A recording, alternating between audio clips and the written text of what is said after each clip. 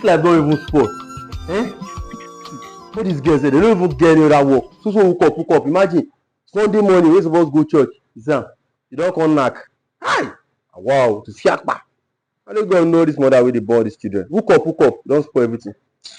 I let me check this my ticket, Jerry. Still never cut. Hello, sir. Good afternoon, sir. Good afternoon. Yes, sir. Welcome, sir. Yes, sir. Sir, imagine I collect your phone like this, Yeah.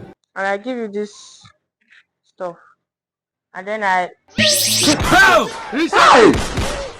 My phone! Jehovah. Hey, wait. Hi! I'm not even now. Na joke I dey joke. Na joke I dey. Hi!